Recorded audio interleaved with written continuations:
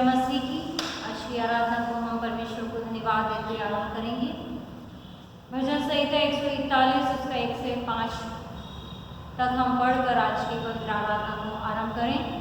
यहाँ पर भजन संहिता में इस प्रकार लिखा है, हे यहोवा मैंने तुझे पुकारा है, मेरे लिए पूर्ति कर। जब मैं तुझको पुकारूं तब मेरी ओर कान लगा। मेरी प्रार्थना तेरे सामने सुगंध धूप और मेरा हाथ फैलाना संध्या काल कान बलि ठहरे। हे यहोवा मेरे मुख पर पहरा बैठा, मेरे होठों के द्वार की रखवाली कर। मेरा मन किसी बुरी बात की ओर फिरने न दे। मैं अनर्थकारी पुरुषों के संग दुष्ट कामों में न लगूं और मैं उनके स्वादिष्ट भोजन वस्तुओं में से कुछ न खाऊं।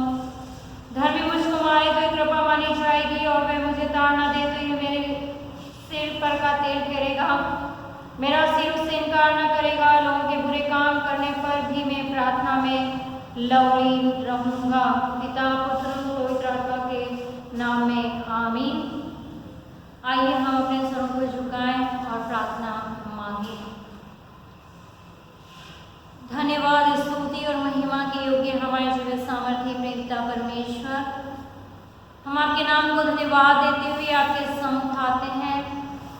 धन्यवाद है पिता परमेश्वर कि आपने हमें बीती रात्रि में सुरक्षा दी, मीठी नींद दी, खौफखतरों से बचाकर नया भोर का प्रकाश पिता परमेश्वर हमारे जीवन में दिखाया।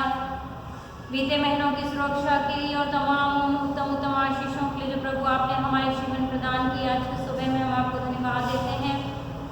धन्यवाद देते हैं पिता परमेश्वर कि आज की सुबह में आपने हमें समय दिया कि हम सबत के दिन को पवित्र करके मान सकें, आपकी उपस्थिति में आ सकें, आपकी आराधना कर सकें। पिता हम पिता परमेश्वर अपने आप को आपके हाथों में सौंप देते हैं।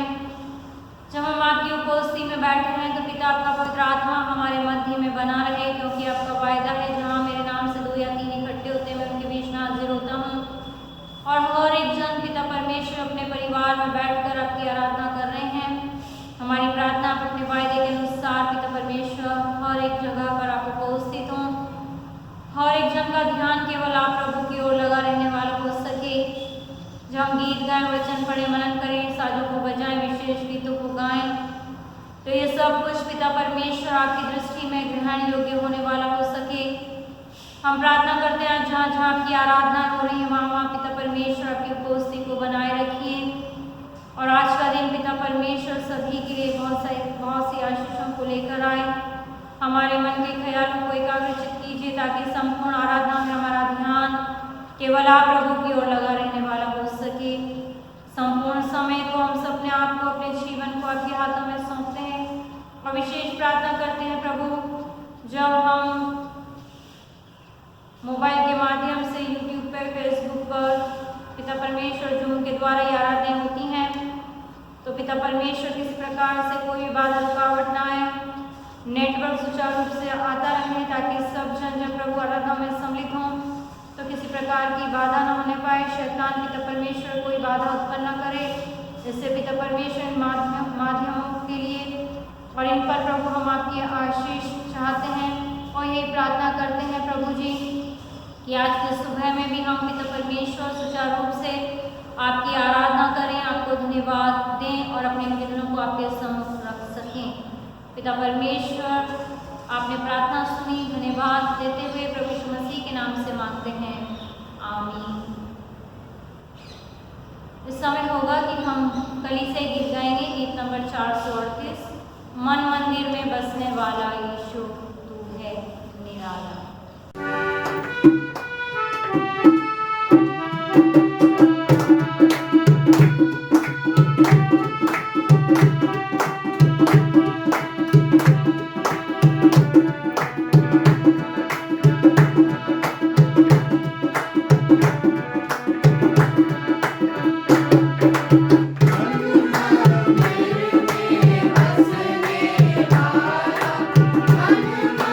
मंदिर में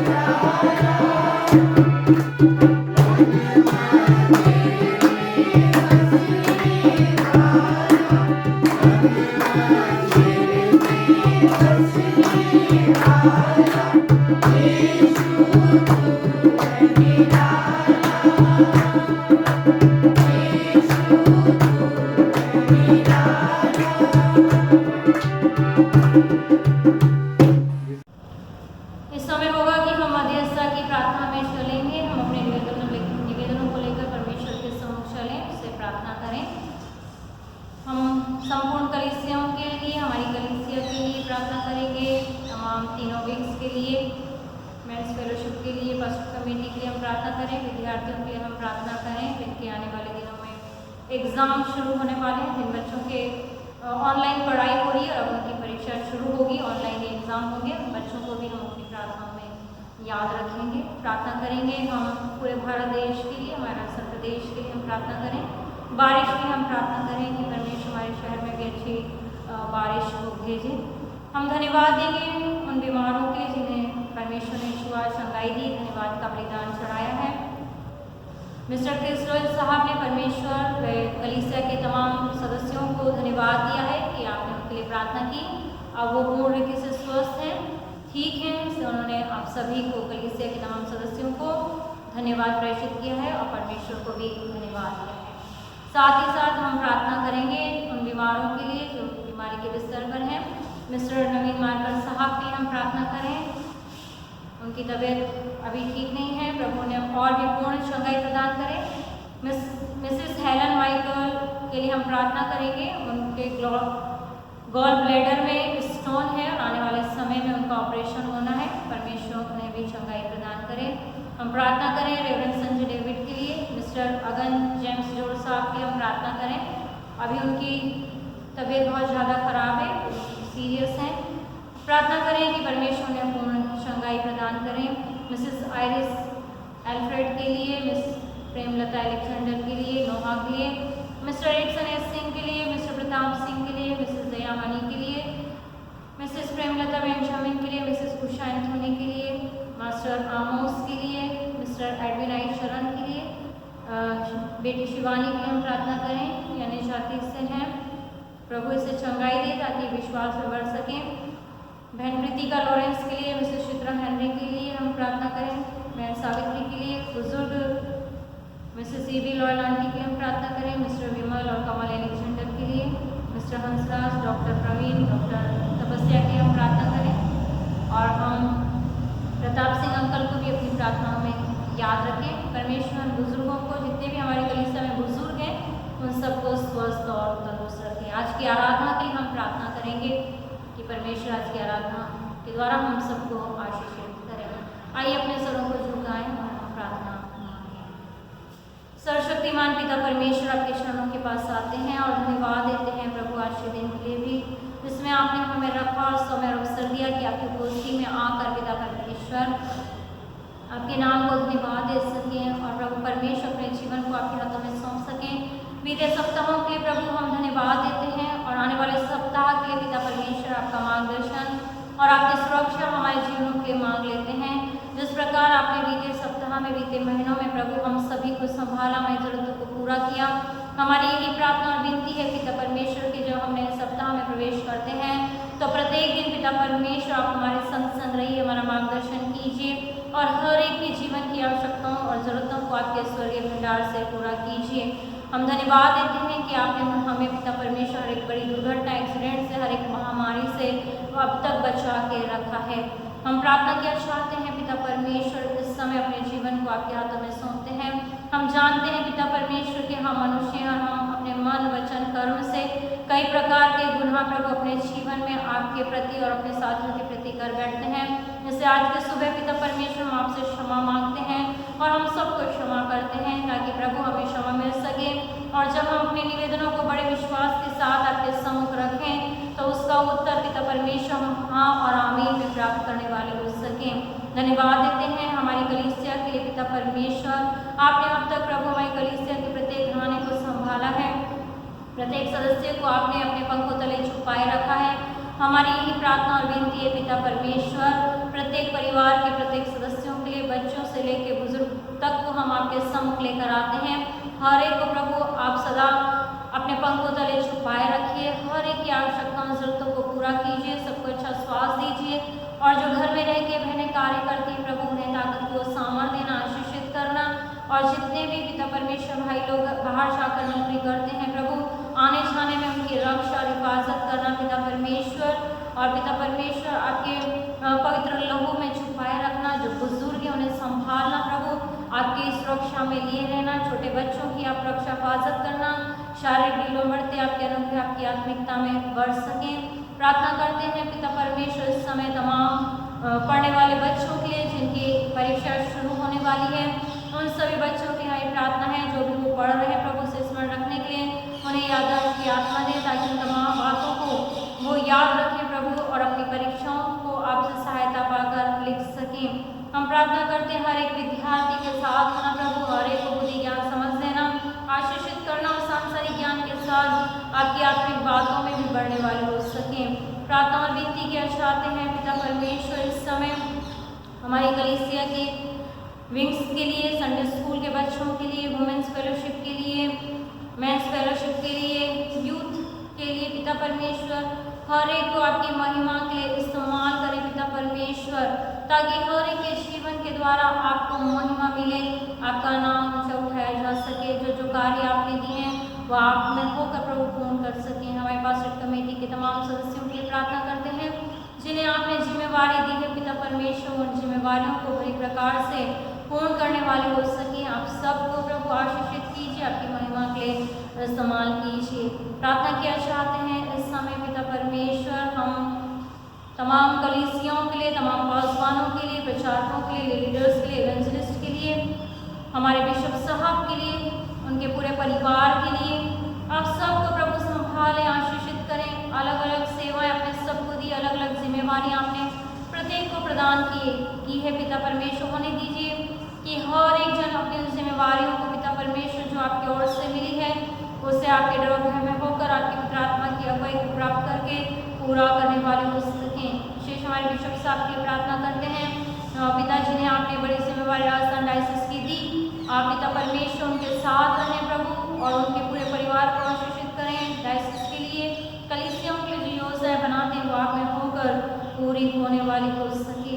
प्रार्थना किया चाहते हैं इस समय पिता परमेश्वर हम बीमारों के लिए जिनके नाम आपके सम्मुख रखे गए हैं, हम धन्यवाद देते हैं पिता परमेश्वर मिस्टर क्रिस्टोफर साहब के लिए जो बीते दिनों अस्वस्थ थे, लेकिन प्रभु आपने सबकी प्रार्थनाओं को सुना, उनकी प्रार्थनाओं को सुना और उन्हें पूर्ण चंगाई प्रदान की। हम आपको धन्यवाद देते हैं और ये प्रार्थना करते हैं कि सदा आप उन्हें स्वस्थ और तंदुरुस्त रखें। उन्होंने जो धन्यवाद का बलिदान चढ़ाया है प्रभु आप उनके धन्यवादी बलिदानों को ग्रहण कीजिएगा। जितने भी नाम पिता परमेश्वर आपके सम्मुख लिए गए उन सबके लिए हम प्रार्थना करते हैं। बुजुर्ग नवीन मार्कर साहब के लिए हमारी प्रार्थना है पिता, आप उन्हें चंगाई दे रहे हैं प्रभु, हम धन्यवाद देते हैं और ये प्रार्थना करते हैं और भी आप उन्हें चंगाई दें, पूर्ण स्वस्थ कर दें पिता परमेश्वर और प्रभु उन्हें बल शक्ति सामर्थ्य ताकि वो पूर्ण स्वस्थता पाएँ और हर एक जन प्रभु और उनका पूरा परिवार आपको धन्यवाद दे सके। प्रियजन जब उनकी सेवा करते हैं प्रभु उन्हें आशीषित करना। इस समय विशेष प्रार्थना करते हैं हम पिता परमेश्वर मिस्टर अगन जेम्स जो साहब के जो पिता परमेश्वर सीरियस हैं, उनकी कंडीशन ठीक नहीं है पिता, लेकिन हमने आपके सामर्थ्य हाथों में उन्हें सौंपा है प्रभु। आपसे उनके लिए हमने चंगाई को मांगा। हमारा विश्वास है पिता परमेश्वर कि आप ही चंगाई देने वाले पिता परमेश्वर हैं। इससे प्रभु आपकी बड़ी दया अनुग्रह को उनके जीवन के लिए मांग लेते हैं। आप उस बीमारी के बिस्तर से उठाकर खड़ा करें ताकि प्रभु परमेश्वर उस स्वस्थ होकर आपके नाम की जीवित गवाही दे सकें कि कितनी कठिन परिस्थितियों में से और इन बीमारियों में से मेरे खुदावंद यीशु मसीह ने मुझे उठाकर खड़ा किया और इस लायक बनाया कि मैं प्रभु की गवाही दे सकूं। आपकी चंगाई भरे हाथों में हम सौंपते हैं पिता। हर एक के लिए हम प्रार्थना करते हैं प्रभु, आपकी चंगाई को मांगते हैं पिता परमेश्वर ताकि सब स्वस्थ हो जाए प्रभु और आपके नाम की गवाही दें। हर एक के इलाज पर पिता परमेश्वर आपकी सामर्थ को प्रकट कीजिए। प्रार्थना और विनती करते हैं हमारे भारत देश के लिए, इस देश पर आपका आशीष अनुग्रह का हाथ बना रहे प्रभु। विशेष जो महामारी फैल रही है पिता परमेश्वर हमारी प्रार्थना है इस महामारी को दूर कीजिए, इस बीमारी से ग्रसित लोगों को शंगाई दीजिए पिता परमेश्वर। हम प्रार्थना किया चाहते हैं पिता परमेश्वर आपकी बड़ी दया करुणा हमारे भारत देश के प्रत्येक नागरिकों के जीवन में बनी रहे। देश के प्रधानमंत्री राष्ट्रपति सूबे के गवर्नरों की हमारी प्रार्थना है आप उनके साथ रहें, बल बुद्धि ज्ञान समझ दें, आपका डर भय दें ताकि देश का संचालन आपकी इच्छा के अनुसार कर सकें। गरीब लाचार मोहताज लोगों के साथ होना, उनके लिए सुधि लेना और उनकी भी सारी ज़रूरतों आवश्यकताओं को आप पूरा करना। हमारे राजस्थान प्रदेश पर आपकी आशीष बनी रहे। मुख्यमंत्री और तमाम कैबिनेट मंत्रियों के लिए प्रार्थना है पिता परमेश्वर हर एक की सहायता करें। आपका पिता परमेश्वर आपके डर भय में वो अपनी जिम्मेवारियों को पूरा कर सकें। प्रार्थना करते हैं राजस्थान में भी कई जगह बहुत बारिश है प्रभु, बाढ़ के हालात हैं, वहाँ पर आप नियंत्रण दें और जहाँ जहाँ प्रभु अतिवृष्टि के कारण बाढ़ के हालात हैं प्रभु वहाँ पर आपके नियंत्रण को चाहते हैं। प्रार्थना किया चाहते हैं हमारे शहर के लिए प्रभु, इस शहर पर आपकी सुरक्षा आपकी आशीषों को बनाए रखें। तमाम प्रशासनिक व्यवस्थाओं में प्रभु आपकी उपस्थिति हो। प्रार्थना किया चाहते हैं प्रभु जब बहुत गर्मी है आप अच्छी बारिश दें पिता ताकि शहर में भी अच्छी बारिश हो सके और हम ठंडक को प्राप्त कर सकें। प्रार्थना किया चाहते हैं पिता परमेश्वर हम इस समय जो कोरोना वायरस है पिता परमेश्वर इस बीमारी के लिए प्रभु जो अपनी सेवाएं देते हैं, मरीजों को संभालते हैं, डॉक्टर्स पैरामेडिकल स्टाफ तमाम कर्मचारी हैं प्रभु उन्हें भी आप सुरक्षा देना आशीषित करना। आज जहाँ जहाँ आपकी आराधना हो रही है वहाँ पर आपकी उपस्थिति बनी रहे। जितने भी आपके दास दासियाँ वचन बांटते हैं उनके वचनों को आशीषित करना, सुनने वालों को प्रभु आप आशीषित कीजिए। आज की आराधना में आपकी उपस्थिति बनी रहे। विशेष इन माध्यमों के लिए धन्यवाद देते हैं कि जब अभी चर्चेस बंद हैं और आपकी आराधनाएं नहीं हो पा रही हैं चर्चेस में, लेकिन प्रभु हम धन्यवाद देते हैं कि इन माध्यमों के द्वारा आपके विश्वासी जन प्रभु आपकी उपस्थिति में बैठने पाते हैं और इन माध्यमों के द्वारा हम आराधना करने पाते हैं प्रभु हम आपको धन्यवाद देते हैं। पिता परमेश्वर संपूर्ण आराधना को हम सब अपने जीवनों को आपके हाथों में सौंपते हैं। आज की सुबह पिता परमेश्वर सारे निवेदनों को बड़े विश्वास के साथ हमने आपके सम्मुख रखा, हमने सुना। हम धन्यवाद देते हुए इस प्रार्थना को हम आपके उद्धारकर्ता प्रभु यीशु मसीह के मीठे और पवित्र नाम में आमीन।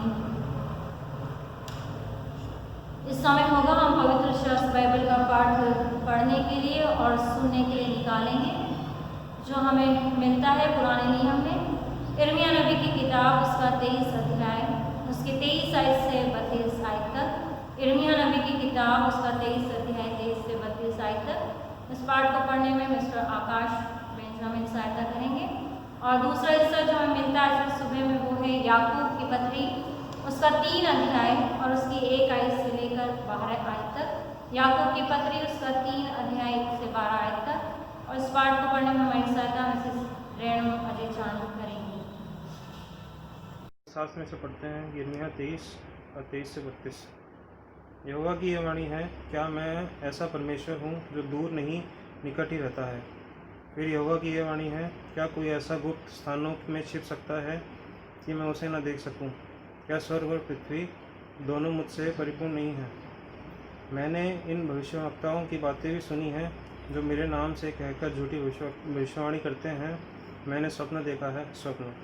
जो भविष्यवक्ता झूठ मूठ भविष्यवाणी करते हैं और अपने मन ही के छल के भविष्यवक्ता हैं, ये बात कब तक उनके मन में समाई रहेगी। जैसे मेरी प्रजा के लोगों के पुरखा मेरे नाम भूलकर बाल का नाम लेने लगे हैं, वैसे ही अब ये भविष्यवक्ता उन्हें अपने अपने स्वप्न बताकर मेरे नाम बुलाना चाहते हैं।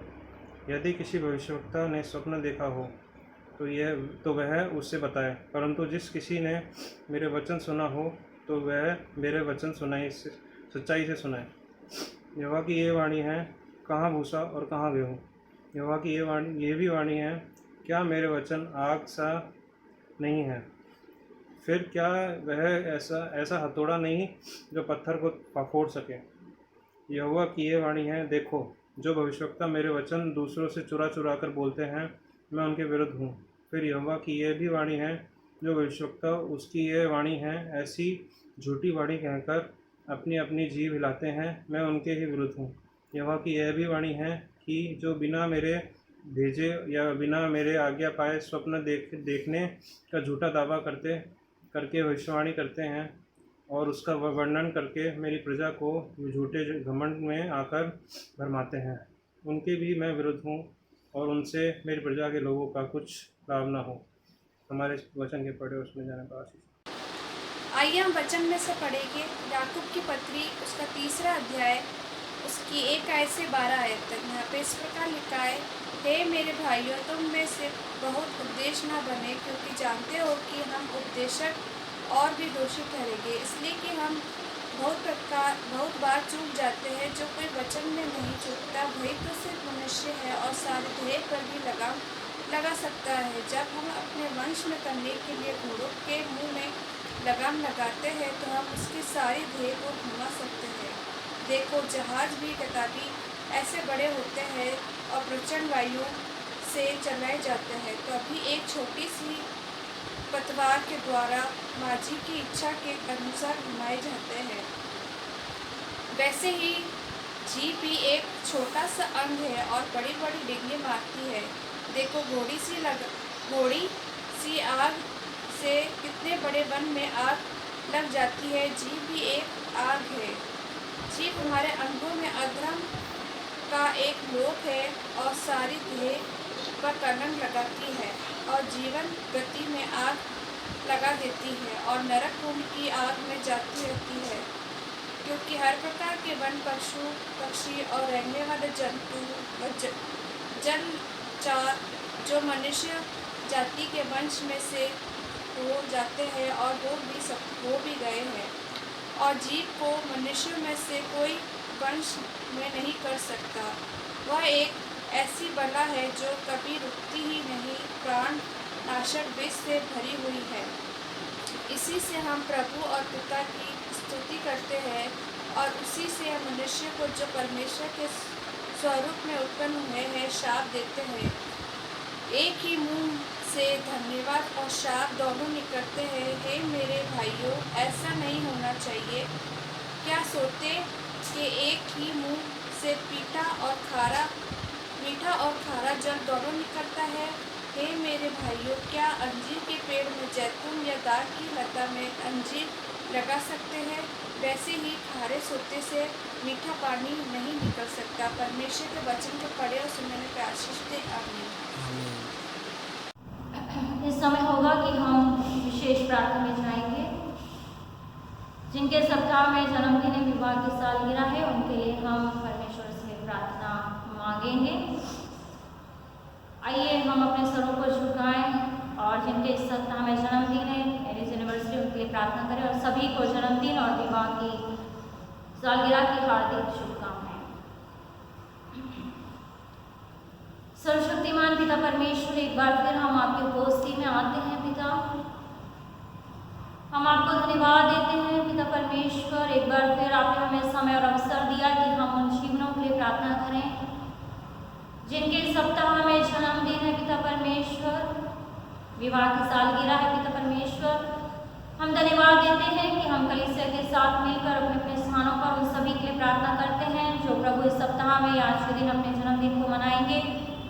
हम प्रार्थना करते हैं मास्टर डेनिस दास के लिए और मिस वीनस मर्लिन के लिए जिनका कल जन्मदिन है पिता। आपने इन दोनों बच्चों को प्रभु संभाला, सुरक्षा दी, स्वस्थ रखा, बुद्धि ज्ञान समझ दिया, पढ़ाई करने का, ट्रेनिंग करने का समय और अवसर दिया। प्रभु हम धन्यवाद देते हैं। यही प्रार्थना और विनती करते हैं जब ये बच्चे नए वर्ष में कदम रखते हैं पिता परमेश्वर, नए वर्ष में भी आपकी सुरक्षा, आपकी आशीष, आपका पवित्र आत्मा का मार्गदर्शन इन बच्चों को मिलता रहे और जब ये सांसारिक ज्ञान को हासिल कर रहे हैं साथ ही साथ प्रभु आपकी आत्मिक बातों में बढ़े और इन बच्चों को उज्जवल भविष्य हो। माता पिता और बुजुर्ग दादा दादी के लिए प्रार्थना है कि इन बच्चों का मार्गदर्शन आपके वचनों के अनुसार कर सकें। इन बच्चों के लिए जो योजनाएं परिवार के द्वारा बनाई जाती है वो सारी योजनाएं पिता परमेश्वर आप में होकर इन बच्चों में पूरी हो जाए और ये बच्चे खुदावंद आपके रोग है में अपने जीवन को व्यतीत करने वाले हो सकें। प्रार्थना करते हैं और भी तमाम जनों के लिए जो बड़े हैं, जवान हैं, बुजुर्ग हैं जो अपने जन्मदिन को मनाते, आप उन्हें भी स्वस्थ तंदुरुस्त रखिए। नए वर्ष में प्रभु आप उन्हें संभालिए, तमाम आवश्यकताओं की पूर्ति कीजिए, अच्छा स्वास्थ्य दीजिए, दीर्घायु से तृप्त कीजिए और पिताजी ने आपने जिम्मेवारी दी है वो अपनी जिम्मेवारियों को आप में होकर पूर्ण करने वाले हो सकें और नया वर्ष बहुत सी खुशी और आनंद को उनके जीवन में लेकर आए।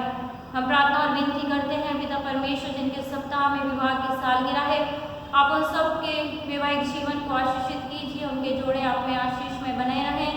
हम प्रार्थना किया चाहते हैं पिता परमेश्वर कि आप पिता परमेश्वर नए वर्ष की योजनाओं को पूरा करने में उनके सहायक और मददगार बनिएगा। हम प्रार्थना और विनती किया चाहते हैं पिता परमेश्वर, इस समय हमने जितने जनों के लिए प्रार्थना की, हम जिनके नाम नहीं जानते लेकिन प्रभु आपके सम्मुख सबको रखा है, हर एक के लिए हमारी यही प्रार्थना है कि आप सभी को व्यक्तिगत रीति से, पारिवारिक रीति से, कलीसिया रीति से और सामाजिक रीति से आशीषित करते जाएं। आपने हमारी प्रार्थना सुनी, धन्यवाद देते हैं। इस प्रार्थना को मांगते प्रभु यीशु मसीह के नाम से, आमीन।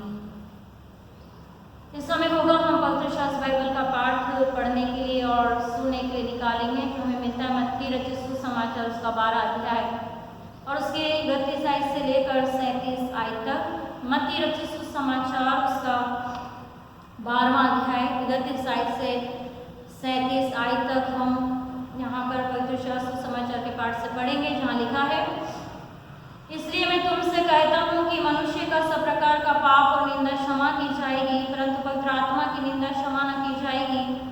जो कोई मनुष्य के पुत्र के विरोध में कोई बात कहेगा उसका ही अपराध क्षमा किया जाएगा, परंतु जो कोई पवित्र आत्मा के विरोध में कुछ कहेगा उसका अपराध न तो इस लोक में और न परलोक में क्षमा किया जाएगा। यदि पेड़ को अच्छा कहो तो उसके फल को भी अच्छा कहो, या पेड़ को निकम्मा कहो तो उसके फल को भी निकम्मा कहो, क्योंकि पेड़ अपने फल ही से पहचाना जाता है। हे सांप के बच्चों, तुम बुरे होकर कैसे अच्छी बातें कह सकते हो, क्योंकि जो मन में भरा है वही मुंह पर आता है। भला मनुष्य मन के भले भंडार से भली बातें निकालता है और बुरा मनुष्य बुरे भंडार से बुरी बातें निकालता है। और मैं तुमसे कहता हूँ कि जो जो निकम्मी बातें मनुष्य कहेंगे, न्याय के दिन वह हर एक उस बात का लेखा देंगे, क्योंकि तू अपनी बातों के कारण निर्दोष और अपनी बातों ही के कारण दोषी ठहराया जाएगा। परमेश्वर इस वचन के पढ़े और सुने जाने पर आशीष और बरकत दे। आज की सुबह हम परमेश्वर पिता को धन्यवाद देते हैं कि परमेश्वर ने हमें एक बार फिर और समय और अवसर दिया कि हम प्रभु के जीवित वचनों से सीख और समझ सकें।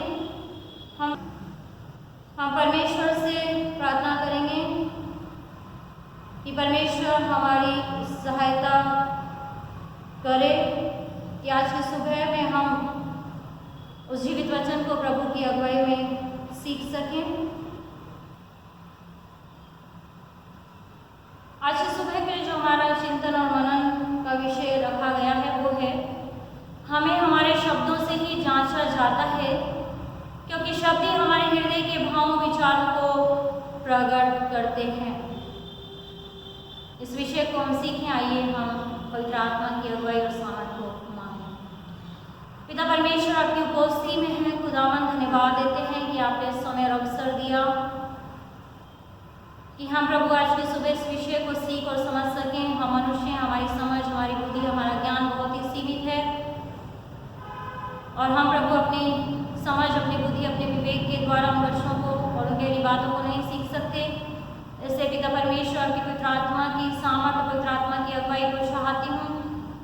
आप मेरे साथ हो पिता परमेश्वर, वचन बांटने में आप मेरी सहायता और मदद करें ताकि इस वचन को पिता परमेश्वर आपसे सामर्थ प्राप्त करके बांट सकूँ।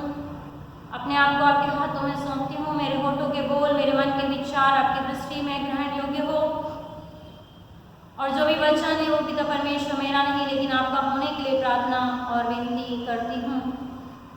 आपकी सामर्थ पवित्र आत्मा की अगुवाई को चाहते हुए इस प्रार्थना को मांगते यीशु मसीह के नाम से, आमीन।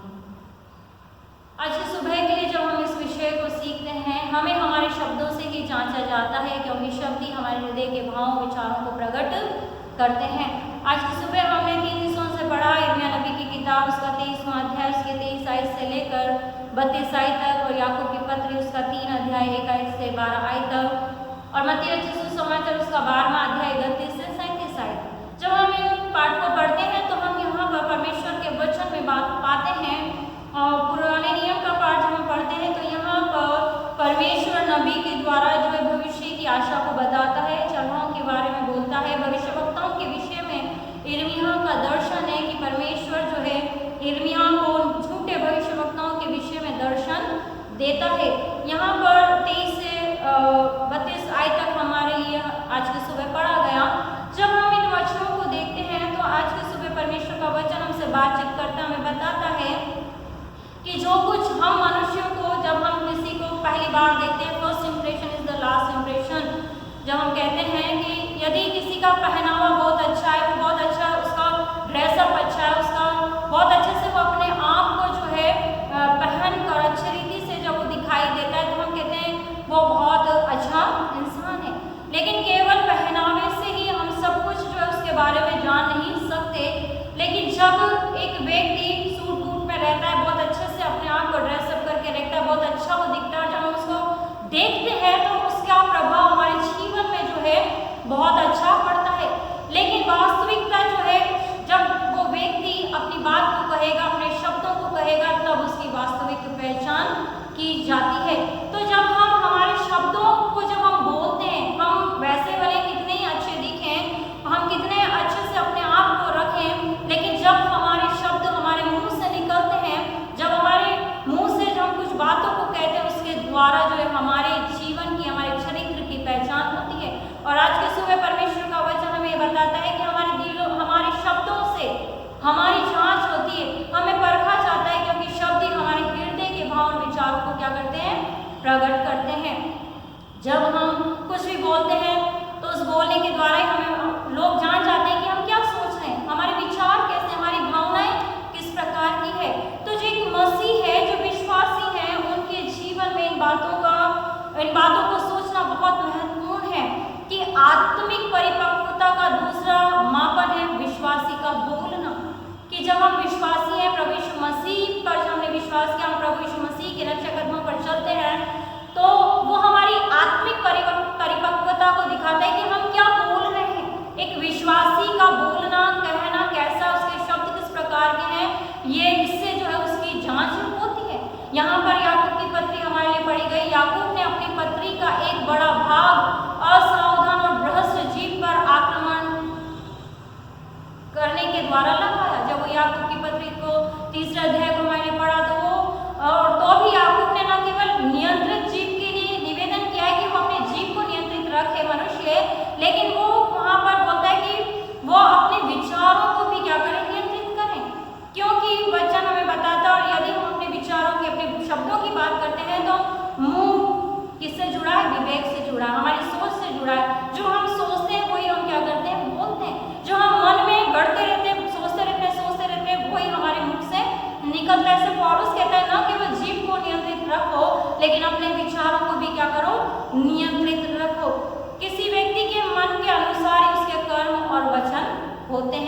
कि जब वो मन में जो सोचता है वैसा ही वो क्या करता है, करता है, वैसा ही प्रदर्शित होता है। हर आदमी का दिल एक भंडार है और वहाँ जो जमा है वह उसके मुंह से निकलता है। और यहाँ भी प्रभु यीशु मसीह यही बताते हैं कि जो मनुष्य के मन में भरा होता है वही क्या होता है, बाहर निकलता है। पिछले बार भी हमने इन आयतों को सीखा था, समझा था। यहाँ पर जो कुछ मनुष्य के भंडार में, भले भंडार से भली वस्तुएं, बुरे भंडार से बुरी बातें निकलती हैं। और एक कहावत बहुत अच्छे से कही गई है, कहावत है मौन स्वर्ण है, अर्थात मौन जो है चुप्पी स्वर्ण समान, अर्थात चुप रहना सोने के समान है। ये उन लोगों के लिए सबसे अच्छी सलाह है, चुप रहना उन लोगों के लिए सबसे अच्छी सलाह है। मौन स्वर्ण के समान है उन लोगों के लिए जिनके दिल परमेश्वर की कृपा से साफ या परिवर्तित नहीं हुए हैं। जो लोगों ने परमेश्वर के वचनों के द्वारा अपने आप को, अपने दिलों को परिवर्तित नहीं किया, और वो जो बेकार की बातें अपने मुंह से बोलते हैं, उनके लिए चुप रहना सोने के समान है। इससे बेपरवाह दिल में भरी बुराई को बोलने की तुलना में चुप रहना बेहतर है। इससे बेहतर कि इससे कुछ गलत बात मुंह से निकले, कुछ ऐसी बातें मुंह से निकले जो परमेश्वर की दृष्टि में भी, सुनने वालों के लिए भी अच्छी ना हो। वचन बताता है कि इससे अच्छा है कि क्या करें, चुप ही रहें। यीशु ने उन फरीसियों को चेतावनी दी जिन्होंने यीशु पर आरोप लगाया था। यीशु मसीह पर क्या आरोप लगाया, जब उसने चंगाई दी तो उन्होंने कहा कि ये दुष्ट आत्माओं, इसी अध्याय में जो हम पढ़ते हैं, यीशु और बाज़ुबूत की बात वहाँ पर की गई और यीशु मसीह के लिए कहा गया है कि ये दुष्ट आत्माओं की सहायता से क्या करता है, दुष्ट आत्माओं को निकालता है। प्रभु यीशु मसीह को वो फरीसी जो उसके लिए बोलते हैं उनको चेतावनी देता है, उन पर जो आरोप लगाया था और वो जो है बुरी बात कहते थे उनको वो चेतावनी देता है। यीशु ने उन फरीसियों को चेतावनी दी जिन्होंने यीशु पर आरोप लगाया था, जब आप बुरे होते हैं तो आप अच्छा कैसे बोल सकते हैं। फरीसियों को यीशु ने क्या संज्ञा दी, यहाँ पर हम पढ़ते हैं, यहाँ पर 34वें वचन में लिखा है, सांप के बच्चों तुम बुरे होकर कैसे अच्छी बातें कह सकते हो। क्या शैतान अपने घर को ढाने के लिए क्या वो कार्य करेगा कि शैतान को निकाले, उसके विरोध में कार्य को कर नहीं सकता। तो उनके तमाम कार्यों को देखकर प्रभु यीशु मसीह उन्हें एक उपमा देते हैं, एक संज्ञा देते हैं और उनको कहते हैं सांप के बच्चों, कि तुम बुरे होकर क्यों अपने मुंह से अच्छी बातें निकाल सकते हो, क्योंकि उनके मन विष से भरे थे। जिस प्रकार बुरा पेड़ बुरा फल लाता, उसी प्रकार दुष्ट के मन में बुरे तथा झूठे वचन उत्पन्न होते हैं। वृक्ष को उसके फल से पहचानते हैं। अच्छा पेड़ होगा तो अच्छा फल लाएगा, बुरा पेड़ होगा तो बुरा फल लाएगा। एक व्यक्ति का चरित्र उसके शब्दों से जाना जाता है, जो उसके दिल में है वह उसके मुंह के द्वारा बाहर आता है। हम व्यक्ति को, उसके चरित्र को उसके शब्दों के द्वारा देखते हैं कि वो क्या बोल रहा है, क्या कह रहा है। जो उसके मन में होता है वो उसको कहना चाहता है कि जल्दी से जो मन में बात है वो क्या हो जाए, बाहर आ जाए, निकल जाए। और यहाँ पर अय्यूब भी इस बात को, अय्यूब की किताब उसके 32वें अध्याय की हम 17 आयत को जब पढ़ते हैं, वहाँ पर भी इस कहने के विषय में बताया गया है। अय्यूब की किताब उसका 32वां अध्याय उसके 17 वचन से हम पढ़ेंगे। यहाँ पर लिखा है, परंतु अब मैं भी कुछ कहूँगा, मैं भी अपना विचार प्रकट करूँगा, क्योंकि मेरे मन में बातें भरी और मेरी आत्मा मुझे उबार रही है। एलीहू का यहाँ तर्क है। और यहाँ पर उन तीनों पुरुषों ने देखकर कि अय्यूब अपनी दृष्टि में निर्दोष है, उसको उत्तर देना छोड़ दिया। तब बूजी बारकेल का पुत्र एलीहू जो राम के कुल का था, उसका क्रोध भड़क उठा। अय्यूब पर उसका क्रोध इसलिए भड़क उठा कि उसने परमेश्वर को नहीं, अपने ही को निर्दोष ठहराया और वो अब अपनी बात कहना चाहता है। एलीहू अपनी बात कहना चाहता है, इसलिए यहाँ पर वो कहता है अब मैं भी कुछ कहूँगा। जब मन में बहुत भरा होता है ना तो बहुत उत्सुकता होती है, किसको कहें, किसको कहें, अच्छी बात होगी तो अच्छा, बुरा तो। यहाँ एलीहू कहता है मैं अपना विचार प्रकट करूँगा, क्योंकि मेरे मन में बातें भरी है, मेरी आत्मा मुझे उभार रही है। मेरा मन उस दाख मधु के समान है जो खोला ना गया हो, वे नई कुपियों के समान फटा चाहता है। एलीहू जो है अपनी बात को कहना चाहता है, प्रकट करना चाहता है, बताना चाहता है। यहाँ पर एलीहू अपना वचन कहने के लिए मुंह खोलता है। मैं बोलूँगा कि मुझे राहत मिलेगी। जब तक यदि बुराई मन में है किसी के लिए है, तो जब तक उसको या अच्छाई है, तो जब तक उसको कह नहीं लेते, मुंह से निकाल नहीं देते, मन को शांति नहीं मिलती। अब यहाँ पर उसके मित्रों ने जवाब दिया, एलीहू बचा हुआ था, बात कहता है हम पर बताता है, और वो कहता है कि अब मेरा मन कैसा हो गया है, दाग मतों के समान जो खोला ना गया हो, और मछली क्या होने पर है, कुपिया करने पर, फटने पर है। ऐसा ना हो कि मैं बोलूँ ना तो मैं क्या हो जाऊँ, फट जाऊँ। तो यहाँ पर बताया गया है कि एलू अपना मुंह कहने के लिए खोलता है, मैं बोलूँगा कि मुझे राहत मिलेगी। मुंह खोलना है और उसे जो मन में है बाहर निकाल देना है। ये परमेश्वर का वचन बताता है। यहाँ हमें बताया गया कि ये बताता है कि मुंह कैसे काम करता है। ये वह जगह है जहाँ दिल घूमा करता है। हम बहुत सी बातें कह सकते हैं कि हम वास्तव में क्या पसंद करते हैं, जो हम सोचते हैं, जो हमारा मन है, जो हमारा विवेक है, जो कुछ हमारे मन में चलता रहता है, वही हम क्या कहते हैं। यहाँ पर यिर्मयाह नबी में भी परमेश्वर का वचन यही उन बातों को बताता है। बहुत सी झूठी बातें, बहुत सी परमेश्वर की ओर से न प्राप्त की गई बातें जो है भविष्यवक्ता क्या कर रहे हैं, बता वहाँ पर उनको कह रहे हैं। और वो कहता है क्या मेरे से सुनकर उन्होंने वाणी को कहा है, मेरे से सुनकर इन बातों को उन्होंने बताया है, क्या मेरा वचन उन तक पहुँचा। आज हम देखते हैं बहुत सारे उपदेशक, बहुत सारे झूठे उपदेशक, बहुत सारे प्रचारक ऐसे हैं जो परमेश्वर के बुलाए हुए नहीं, लेकिन बहुत सारी ऐसी बातों को कहते हैं जो परमेश्वर की ओर से नहीं है। इसे यहाँ पर यिर्मयाह नबी के द्वारा ये वचन पहुँचता है, और यहाँ पर उन भविष्यवक्ताओं के परमेश्वर इन बात को कहता है और बताता है कि मैं उनके विरुद्ध में, उनसे मेरी प्रजा के लोगों का कुछ लाभ नहीं होगा। और यहाँ प्रभु यीशु मसीह को भी वो क्या बोलते हैं, फरीसी और सदूकी दुष्ट आत्माओं, उस कहते हैं कि उसके अंदर दुष्ट आत्मा है। और यहाँ पर जब उसके लिए गलत बोल रहे हैं, और प्रभु यीशु मसीह यहाँ पर कहते हैं इसलिए मैं तुमसे कहता हूँ कि मनुष्य का सब प्रकार का पाप और निंदा क्षमा की जाएगी, परंतु पवित्र आत्मा की निंदा क्षमा नहीं की जाएगी।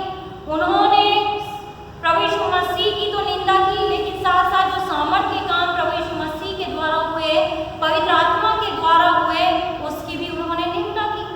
प्रभु यीशु मसीह के साथ उन्होंने निंदा की, तो प्रभु यीशु मसीह कहते हैं जो वो उसके साथ करते हैं, प्रभु यीशु में किसी के साथ जो कर रहे हैं वो अपराध तो क्षमा हो जाएगा, लेकिन जो पवित्र आत्मा के विरुद्ध जो अपराध कर रहे हैं, जो कार्य प्रभु यीशु मसीह सामर्थ के द्वारा करें, उस कार्य को धिक्कारें, उसकी क्षमा कभी भी नहीं होगी। और यहाँ पर प्रभु यीशु मसीह में कहते हैं कि जो कुछ हम कहना चाहते हैं, जो हमारे दिल में होता है, मुंह में होता है, वो सब हम क्या करना चाहते हैं, बाहर निकाल देना चाहते हैं। हम वास्तव में क्या पसंद करते हैं, ये सब हमारे शब्दों के द्वारा पता चलता है। जब हमारा मुंह अप्रत्याशित रूप से बोलता है किन किन बातों को, तनाव, जब हम तनाव में होते हैं, है ना, जब हम अवसाद में होते हैं, जब हम क्रोध में होते हैं, क्रोध में बहुत सारी अपशब्द बातें निकलती हैं। तनाव, जब हम बहुत डिप्रेशन में हैं, तब भी बहुत कुछ गलत क्या होता है हमारे मुंह से निकलता है। क्रोध में जो है अलग बातें निकलती हैं। और लिखा है अधीरता, अलगाव में, या जब हम मसीहों के साथ नहीं होते तो हम प्रकट करेंगे कि हमारे दिल के अंदर क्या है। जब हमें गुस्सा आता है तो कई बार होता है ना कि जब हमें गुस्सा आया तो हम एकदम गुस्से में कुछ अपशब्द बोल देते हैं, हमारे मुंह से बहुत सारी ऐसी बातें निकल जाती हैं। किसी से अलगाव यदि हमारा हो गया है तो उस अलगाव में भी क्या होता है, घृणित बातें, बहुत सारी ऐसी बातें जो हमारे मुंह से, एक परिपक्व मसीह के मुंह से निकलना उचित नहीं है। और कई बार जब हम अपने लोगों के बीच में नहीं होते हैं, मसीहों के साथ नहीं होते हैं, तो हम प्रकट करेंगे हमारी बातों के द्वारा कि हमारे दिल के अंदर क्या है। जब हम अन्य जगहों पर होते हैं, अन्य लोगों के साथ होते हैं, कभी कोई ऐसी बात होती है तो हमारे मुख से किस प्रकार की बातें निकल रही, हमारा बोलना, हमारे शब्द किस प्रकार के हैं, वो हम अपने आप को उस प्रकार उन परिस्थितियों में जांच सकते हैं। और जब हमारे जीवन की ऐसी स्थिति होती है तब हम क्या करते हैं, बहुत सारे अपशब्द हमारे मुंह से निकल जाते हैं। इसलिए याकूब पहला अध्याय उसके 26वें वचन में वचन कहता है, यदि कोई अपने आप को भक्त समझे और अपनी जीभ पर लगाम न दे। बहुत सारे यहाँ पर याकूब पहले शुरू करता है, बहुत सारे उपदेशक ना बने, है ना। तीसरा अध्याय की जो पहली आयत जो हमने पढ़ी, याकूब का तीसरा अध्याय की पहली आयत, और वहाँ पर जब हम पढ़ते हैं तो वहाँ पर यही बताया गया है कि हे मेरे भाइयों, तुम में से बहुत उपदेशक न बने। और यहाँ पर कहता है कि यदि कोई अपने आप को भक्त समझे और अपनी जीभ पर लगाम न दे, पर अपने हृदय को धोखा दे, तो उसकी भक्ति क्या है, व्यर्थ है।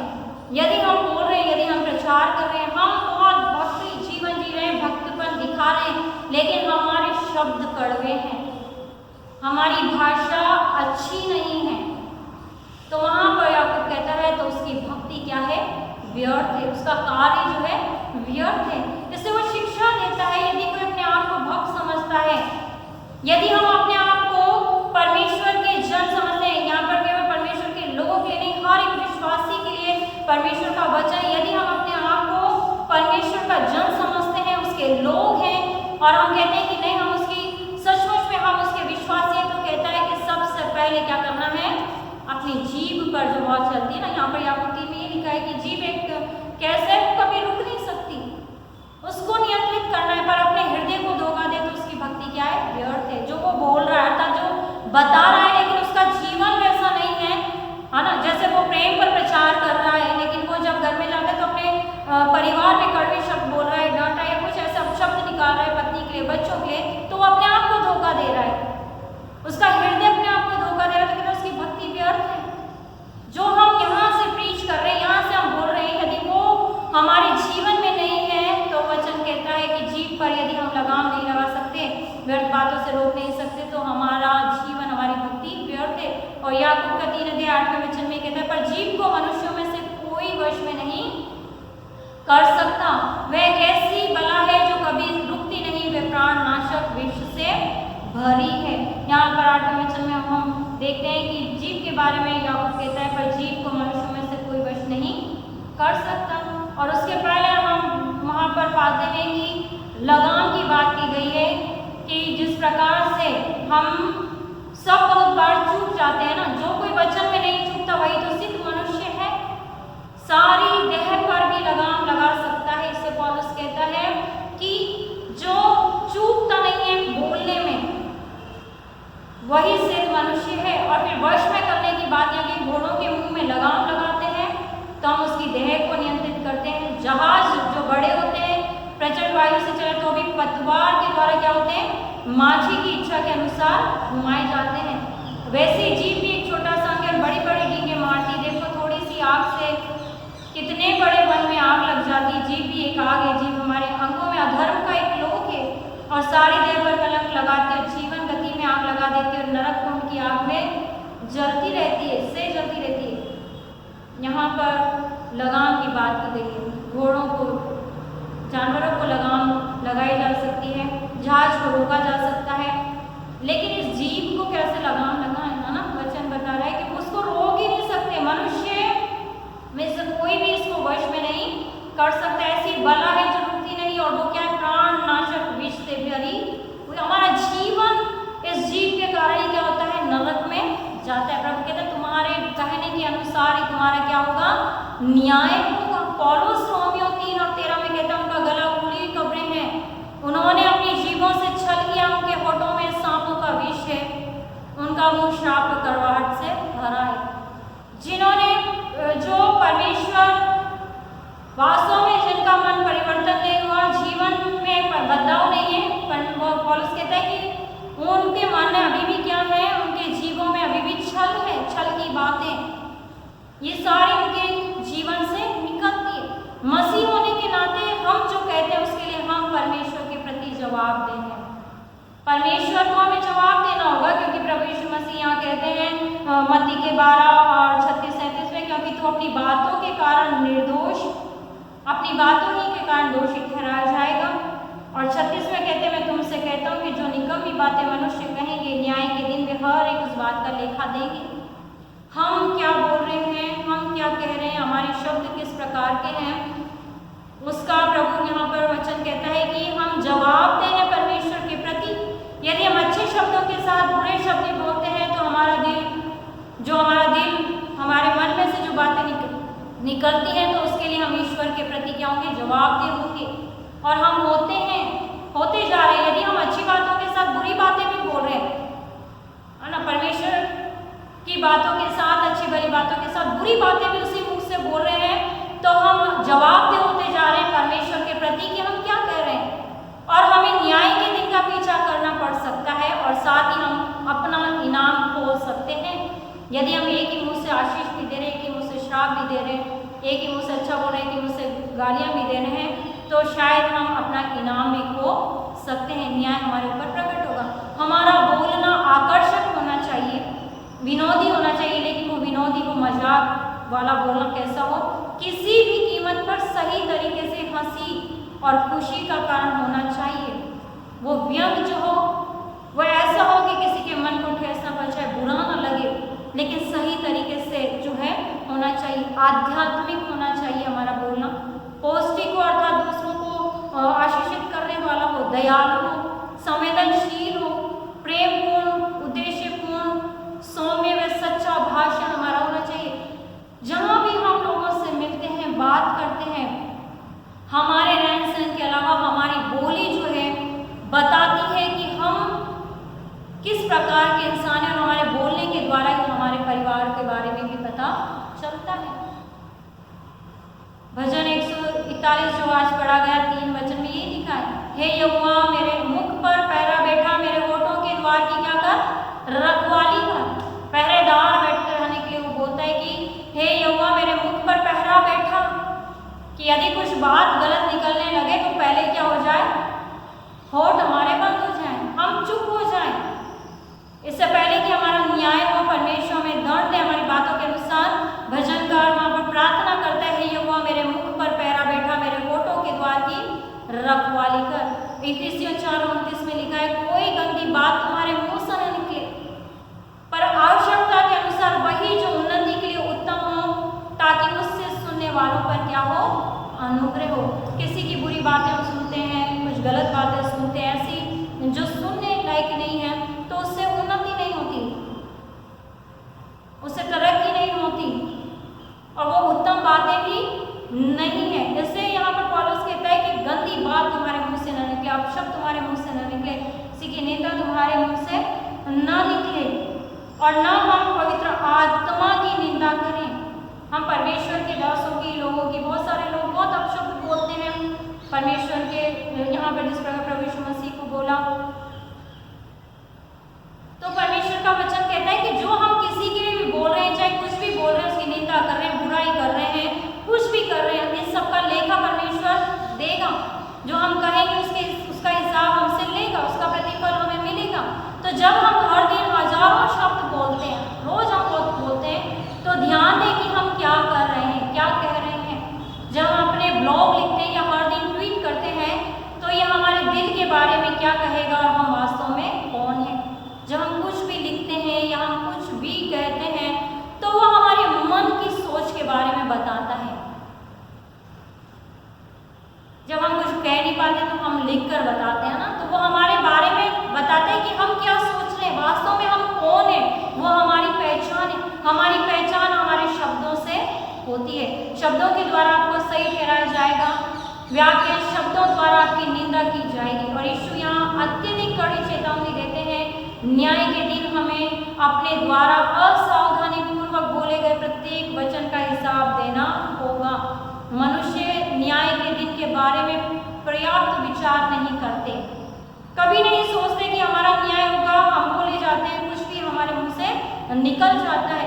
परमेश्वर हमारे द्वारा कही गई सब बातों को, चाहे वे बड़ी हो, छोटी हो, भली हो या बुरी हो, याद रखते हैं कि हमने क्या किया। किसी व्यक्ति के असावधान शब्दों या निकम्मे वचन से उनका मन प्रकट होता है। ये ऐसे शब्द या वचन है जिनका कोई व्यक्ति बिना सोचे समझे उच्चारण करता है। कई बार हम बिना सोचे समझे मनुष्य क्या करता है, गलत शब्दों का उच्चारण एक दूसरे के लिए करता है। दुष्ट व पाखंड लोग प्रयास एवं अभ्यास के द्वारा उपयुक्त रीति से बातें कर सकते हैं तथा तीव्रता व गंभीर प्रार्थना कर सकते हैं। यदि वे प्रयत्न करते हैं तो सभी प्रकार की उचित व भली बातें वो कर सकते हैं, परंतु उनके पूरे वचन उनके वास्तविक आंतरिक विचारों को एक दिन प्रकट करेंगे। याकूब 3:10-12 वहां पर लिखा है कि हमारा जब न्याय होगा, याकूब 3:10-12 में लिखा है कि एक ही मुंह से धन्यवाद और श्राप दोनों निकलते हैं। मेरे भाई, ऐसा नहीं होना चाहिए। क्या सोते कि एक ही मुंह से मीठा और खारा जल दोनों निकलता है? हे मेरे भाइयों, क्या अंजीर के पेड़ में जैतून या दाग की लता में अंजीर लग सकते हैं? वैसे ही खारे सोते से मीठा पानी नहीं निकल सकता। यहाँ पर प्रभु कहता है कि एक जिस मुंह से हम प्रभु का नाम ले रहे हैं, जय मसीह की, जय मसीह की, praise the Lord, hallelujah hallelujah. और उसी मुंह से क्या कर रहे हैं? गाली दे रहे हैं, दूसरे को शाप दे रहे हैं, अपशब्द निकाल रहे हैं, घृणित बातें बोल रहे हैं। वचन कहता है कि एक ही मुख से दो बातें निकलनी चाहिए। क्या एक सोते से दो पानी निकलता है? मीठा पानी के सोते से मीठा पानी, कड़वे पानी, खारे पानी के सोते से खारा पानी निकलेगा। कहते हैं भाइयों ऐसा नहीं होना चाहिए। यदि ऐसा हमारे जीवन में है तो परमेश्वर का वचन हमें कहता है कि सुबह में मत्ती रचित सुसमाचार जो प्रभु यीशु मसीह बड़ी चेतावनी देते हैं कि पेड़ और उसका फल, कि हम जो है जो पेड़ है उसके फल से पहचाना जाता है कि उसमें अच्छा फल है। उसी प्रकार हमारे मन के भले भंडार से या हमारे मन के बुरे भंडार से कैसी बातें निकल रही हैं जो हम बोल रहे हैं। आज हमें इस बात को सीखना है, इस बात को ध्यान रखना है कि हमारे शब्दों के द्वारा, हमारे बोलने के द्वारा ही जो है हमारा हमें जांचा जाएगा। और हमारे शब्द जो हमारी भावना है, वो हमारे विचार जो है वो शब्दों के द्वारा प्रकट होते हैं। ऐसे प्रभु यीशु मसीह कहते हैं अंतिम दिन पहले आए, न्याय का दिन आए, जिस दिन प्रभु हमारा लेखा ले। उससे पहले हम इस बात को सोच लें कि हम किन बातों के द्वारा निर्दोष और किन बातों के द्वारा दोषी ठहरा जाएंगे। हमारे बोलने के द्वारा, हमारे शब्दों के द्वारा। तो हम अपने जीवन को परमेश्वर के हाथों में सौंपें और हम प्रयास करें कि हमारे जीवन से कोई भी ऐसी मुंह से कोई ऐसी बात ना निकले जिसके द्वारा हम जो है परमेश्वर के न्याय आसन के सामने दंड के लिए खड़े हों। लेकिन हम जब भी बोलते हैं, जब भी हम कहते हैं, चाहे हम अपने किसी के भी क्यों ना कहें, लेकिन हमें बहुत सोच समझ कर बोलने की आवश्यकता है, बहुत सोच समझ कर हमें कहने की आवश्यकता है। ऐसे यहाँ पर प्रभु यीशु मसीह फरीसियों को ये पेड़ और फल का वृत्तांत बताने से पहले, शिक्षा देने से पहले ऊपर वो यही कहते हैं कि मनुष्य के सब प्रकार के पाप निंदा क्षमा की जाएगी, परंतु पवित्र आत्मा की निंदा क्षमा नहीं की जाएगी। जो कोई मनुष्य के पुत्र के विरोध में कोई बात कहेगा उसका यह अपराध क्षमा किया जाएगा, परंतु जो कोई पवित्र आत्मा के विरोध में कुछ कहेगा, यहाँ रह कहना, प्रभु यीशु मसीह को बहुत कुछ कहा, उसको गालियाँ दी, सब कुछ दिया। प्रभु कहते हैं कि वो सब तो क्षमा कर दिया जाएगा, लेकिन जो प्रभु ने सामर्थ्य कार्य किए, चंगाइयाँ दी, दुष्ट आत्मा निकाली, और उस आत्मा के विरुद्ध में यदि कोई कुछ अपने मुंह से गलत कहेगा तो वहाँ लिखा है उसका अपराध ना तो इस लोक में और न परलोक में क्षमा किया जाएगा। तो हमें सोचने की आवश्यकता है कि हम जब भी किसी के लिए कुछ कहते हैं तो हम सोच समझ कर अपने शब्दों का इस्तेमाल करें, कहीं ऐसा ना हो कि हम दंड के भागी हो जाएं। परमेश्वर आज की सुबह हमें वचनों के द्वारा आशीषित करें और हम हमारे शब्दों से जांचे जाएंगे। इससे हमेशा ध्यान रखें कि हमारे हृदय के भाव विचार अच्छे हों, सही हों, और वो विचार जो है सामने आए, ताकि लोग हमारे विचारों को जो हमारे शब्दों से पहचानते हैं कि हमारे मन में क्या सोच है। तो हम परमेश्वर को अपने आप को परमेश्वर के हाथों में सौंपें और हम ये प्रार्थना करें, भजनकार जो प्रार्थना करता है, यहोवा मेरे मुंह पर पहरा बैठा, मेरे होठों के द्वार की रखवाली कर। परमेश्वर इस वचन के द्वारा हम सभी को आशीषित करें। आइए अपने सरों को झुकाएंगे और प्रार्थना मांगेंगे। हमारे दयालु अनुग्रहकारी प्रेमिता परमेश्वर, हम आपके नाम को धन्यवाद धन्यवाद धन्यवाद देते हैं खुदावन, इस समय और अवसर के जो आपने दिया कि आपके जीवित वचन को सीख और समझ सकें। हम जानते हैं पिता परमेश्वर के मनुष्य कई बार बोलने में मुतावला होता है और तत्परता के साथ वो अपने शब्दों को बोलते हैं, अपनी बातों को प्रकट करते हैं, लेकिन आपका वचन कहता है कि मनुष्य अपने शब्दों से ही जांचा जाता है। उसके मन के विचार, दिल के भाव जो होते हैं उस शब्दों के द्वारा प्रकट होते हैं। आज की सुबह हम आपसे प्रार्थना और विनती करते हैं, जब प्रभु यीशु मसीह कहते हैं तो अपनी बातों के कारण ही निर्दोष और अपनी बातों के कारण ही दोषी ठहराया जाएगा।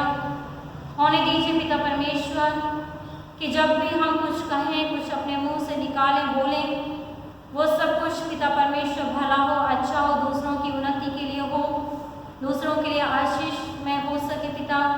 इससे प्रभु आप हमारी सहायता करें, पवित्र आत्मा से हमें भर दें।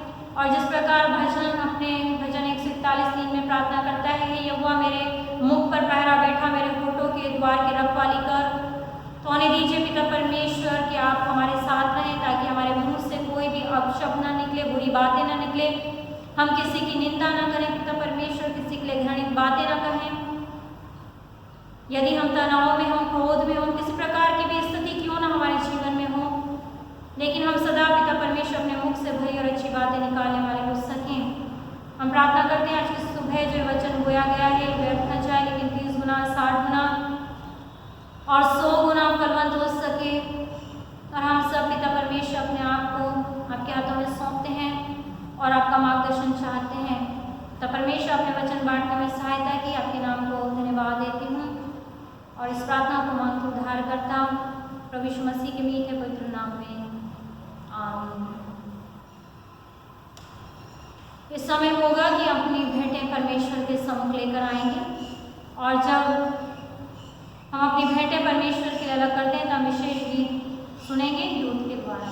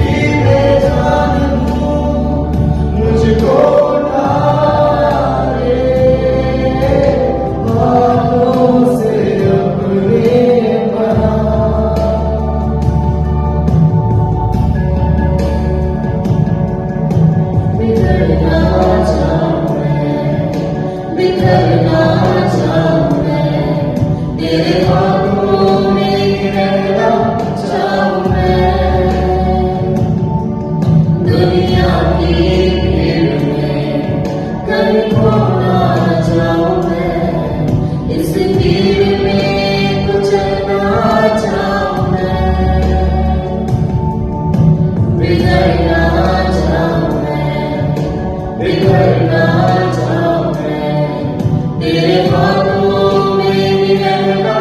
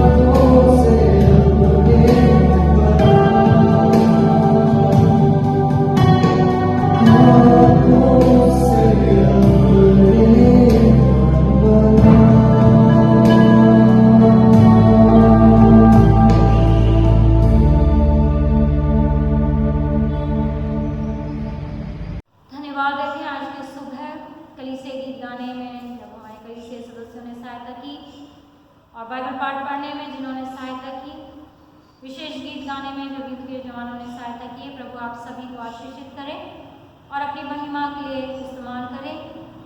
इस समय होगा कि हम भेंट की प्रार्थना करेंगे और उसके बाद हम कोरस पाठ की यीशु की खूबियाँ गाएंगे और साथ ही साथ इस प्रकार से हमने प्रार्थना की थी मिस्टर अगन जेम्स साहब के लिए। आप सभी की प्रार्थनाओं के लिए भी धन्यवाद देती हूँ। परमेश्वर में और प्रभु यीशु मसीह में सो गए हैं, प्रभु ने उन्हें अपने पास बुलाया है। हम प्रार्थना करें आज इस परिवार के लिए कि प्रभु ने उनके परिवार को शांति दे, तसल्ली दे, ताकि जो भी आगे का कार्य है वो सब प्रभु की उपस्थिति में होने वाला हो सके। आइए हम इन भेंटों के लिए प्रार्थना करें, अपने सरों को झुकाएं। सर्वशक्तिमान पिता परमेश्वर, हम आपके सम्मुख आते हैं, धन्यवाद देते हैं खुदावंद आपके उत्तम उत्तम आशीषों के लिए जो आपने हमारे जीवन में प्रदान की। हमारे जीवन में कभी किसी भली वस्तु की कमी घटी को नहीं आने दिया पिता। जैसे आज की सुबह जब हम आपकी आराधना में सम्मिलित हुए तो आपके सम्मुख हम खाली हाथ नहीं आए, लेकिन प्रभु जो कुछ आपसे प्राप्त किया उसी में से छोटी भेंटें आपके सम्मुख लेकर आए हैं। आप प्रभु प्रत्येक की भेंटों को स्वीकार करें, देने वालों को बहुतायत से आशीषित करें। जितना दिया उसका 1000 गुना करके आप प्रत्येक को लौटा दें और प्रत्येक के व्यक्तिगत पारिवारिक जीवन में, घर के भंडार में आपकी स्वर्गीय आशीषें बनी रहे, किसी भली वस्तु की कमी घटी ना आए। हम प्रार्थना किया चाहते हैं पिता परमेश्वर, जो भेंटें दी गई आप ग्रहण कीजिए और नेक कार्य में खर्च करने होने के लिए प्रभु आप सहायता और मदद कीजिए, ताकि इन भेंटों के द्वारा कई आत्माएं आपके लिए बचाई जा सके। हम प्रार्थना और विनती किया चाहते हैं पिता परमेश्वर मिस्टर अगन जेम्स जोर साहब के लिए, जिन्हें आपने अपने पास बुलाया।